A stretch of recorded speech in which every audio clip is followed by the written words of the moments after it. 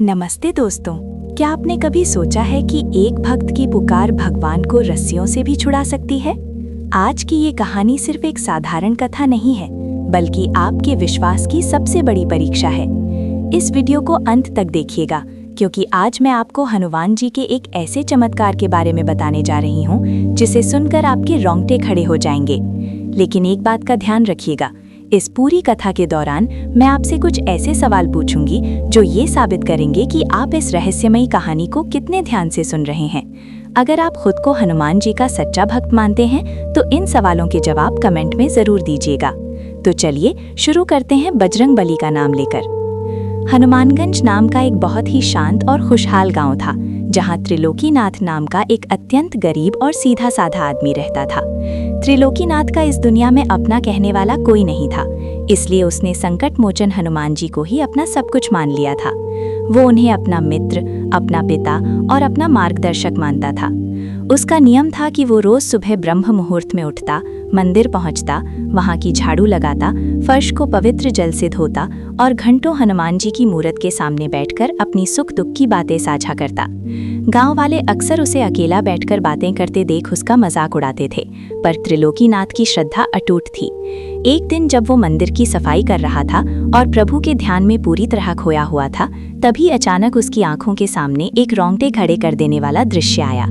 उसने देखा कि साक्षात हनुमान जी रस्सियों से बहुत कसकर बंधे हुए हैं और उनकी आंखों में पीड़ा है। प्रभु बड़े ही कातर स्वर में पुकार रहे थे, त्रिलोकीनाथ, मुझे यहाँ से बचाओ, मैं बहुत कष्ट में हूँ। त्रिलोकीनाथ पसीने पसीने हो गया और उसे लगा कि शायद ये उसकी मानसिक स्थिति का भ्रम है। वो डरकर घर चला गया, लेकिन उस रात उसकी नींद उड़ गई। आधी रात को साक्षात पवन पुत्र हनुमान जी उसके सपने में प्रकट हुए और बोले, पुत्र डरो मत, मैं उसी मंदिर के ठीक पीछे वाले उस पुराने और विशाल आम के पेड़ के भीतर फंसा हुआ हूँ। मेरी मूर्ति को वहां से बाहर निकालो और मंदिर के गर्भगृह में मेरी स्थापना करो, तभी मुझे और इस गांव को संकटों से मुक्ति मिलेगी। अगर आप अभी तक इस रहस्यमयी कथा को गौर से सुन रहे हैं तो जरा बताइए कि हनुमान जी ने खुद को मुक्त करने के लिए गांव के रईसों या बलवानों को न चुनकर त्रिलोकीनाथ जैसे एक निर्धन और कमजोर व्यक्ति को ही क्यों चुना होगा। अगली सुबह सूरज की पहली किरण के साथ ही त्रिलोकीनाथ भागता हुआ गांव के मुखिया और पंचायत के पास पहुंचा। उसने आंखों में आंसू भरकर सबको अपना सपना सुनाया और विनती की कि प्रभु की आज्ञा मानकर उस पुराने पेड़ को काटना होगा। लेकिन मुखिया, जो बहुत ही अहंकारी और लालची था, ठहाके लगाकर हंसने लगा। उसने कहा, अरे ओ पागल, वो आम का पेड़ सालों से मुझे सबसे ज्यादा फल और कमाई देता है। तेरे एक झूठे सपने की वजह से मैं अपना इतना कीमती पेड़ नहीं कटने दूंगा। गांव के अन्य लोगों ने भी मुखिया का साथ दिया और त्रिलोकीनाथ को धक्के मारकर वहां से निकाल दिया। त्रिलोकीनाथ का हृदय टूट गया, लेकिन उसने सोचा कि जब साक्षात ईश्वर ने उससे सहायता मांगी है तो वो तुच्छ मनुष्यों से क्यों डरे। उसने एक पुरानी कुल्हाड़ी उठाई और अकेले ही उस विशालकाय पेड़ को काटने का संकल्प लेकर निकल पड़ा। जैसे ही उसने पेड़ के तने पर पहला वार किया, पूरे गांव में खलबली मच गई। मुखिया अपनी भीड़ और लाठियां लेकर वहां पहुंच गया और चिल्लाया, त्रिलोकीनाथ रुक जा, अगर तूने इस पेड़ पर एक और वार किया तो हम तुझे इसी वक्त गांव से बाहर निकाल देंगे और तेरी झोपड़ी जला देंगे। गांव वाले उसे मारने के लिए आगे बढ़े, लेकिन त्रिलोकीनाथ ने अपनी आंखें बंद की, अपने प्राण प्रभु के चरणों में अर्पित किए और जय बजरंगबली का ऐसा सिंहनाद किया कि पूरी धरती कांप उठी। उसने पूरी ताकत से पेड़ के उस हिस्से पर वार किया जहां उसे प्रभु का चेहरा आभासित हो रहा था।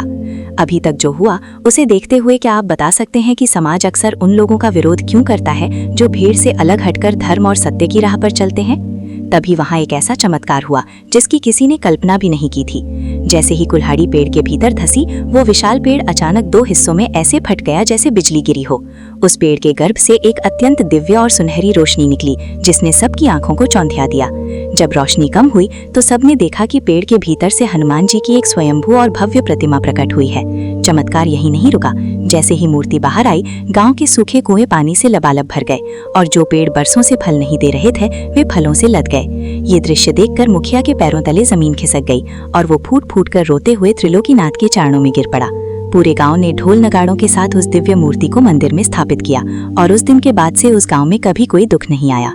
इसी पावन कथा के साथ एक और अद्भुत प्रसंग जुड़ता है, जिसे स्वयं भगवान कृष्ण ने माता रुक्मिणी को सुनाया था। ये प्रसंग तब का है जब त्रेता युग में श्री राम रावण पर विजय प्राप्त कर अयोध्या वापस आए थे। एक सुबह हनुमान जी ने देखा कि माता सीता अपनी मांग में गहरा लाल रंग का सिंदूर सजा रही थीं। हनुमान जी ने बड़ी मासूमियत और जिज्ञासा से पूछा, माता, आप अपने मस्तक पर ये लाल द्रव्य क्यों लगाती हैं? माता सीता ने हनुमान की सरलता देख मुस्कुराकर कहा, हे पुत्र, इसे लगाने से तुम्हारे स्वामी और मेरे आराध्य श्री राम की आयु लंबी होती है और वे हमेशा प्रसन्न रहते हैं। हनुमान जी तो प्रेम की साक्षात प्रतिमूर्ति थे। उनके मन में विचार आया कि अगर एक छोटी सी चुटकी भर सिंदूर लगाने से प्रभु की उम्र बढ़ती है, तो अगर मैं अपने पूरे शरीर को ही सिंदूर से रंग लूं तो मेरे प्रभु तो कालजयी और अमर हो जाएंगे।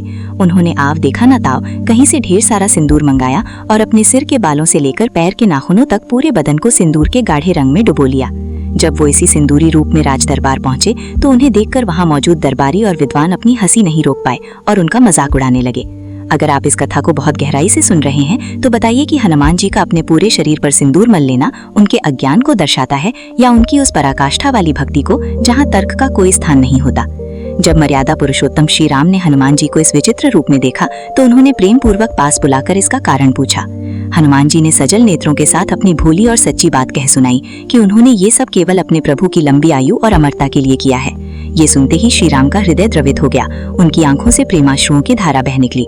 उन्होंने सबके सामने हनुमान जी को अपने गले से लगा लिया और घोषणा की कि हनुमान, आज से तुम्हारा ये रूप संसार में सबसे पूजनीय होगा। प्रभु ने वरदान दिया कि जो भी भक्त मंगलवार या शनिवार को हनुमान जी के इस सिंदूरी रूप को चोला चढ़ाएगा या उनकी पूजा करेगा, उसके जीवन के बड़े से बड़े संकट मिट्टी में मिल जाएंगे और उसे मेरी भी वैसी ही कृपा प्राप्त होगी जैसी हनुमान को है। तभी से हनुमान जी को चमेली के तेल के साथ सिंदूर अर्पित करने की परंपरा शुरू हुई और वे सिंदूरी हनुमान कहलाए। पूरी कथा सुनने के बाद क्या आप ये बता सकते हैं कि त्रिलोकीनाथ की कथा और हनुमान जी के सिंदूर वाली कथा में वो कौन सी एक बात है जो दोनों को आपस में जोड़ती है? तो दोस्तों, ये थी बजरंगबली की वो अद्भुत गाथा जिसने साबित कर दिया कि सच्ची भक्ति के आगे काल भी झुक जाता है। मुझे पूरा विश्वास है कि आपने आज की इस कथा से बहुत कुछ सीखा होगा।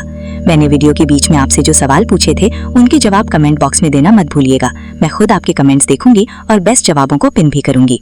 अगर आप भी चाहती हैं कि हनुमान जी की कृपा आप पर और आपके परिवार पर बनी रहे तो अभी इस वीडियो को एक प्यारा सा लाइक दें। अगर आप हनुमान जी की ऐसी ही और भी चमत्कारी कहानियां देखना चाहती हैं तो हमारे चैनल को अभी सब्सक्राइब करें और नोटिफिकेशन बेल को ऑल पर सेट कर दें ताकि आप एक भी वीडियो मिस ना करें। इस वीडियो को अपने कम से कम 5 दोस्तों के साथ शेयर जरूर करें और कमेंट में जय बजरंगबली लिखना बिल्कुल ना भूलें। मिलते हैं अगली एक और दिव्य कथा के साथ। तब तक के लिए प्रेम से बोलिए जय श्री राम, जय बजरंगबली।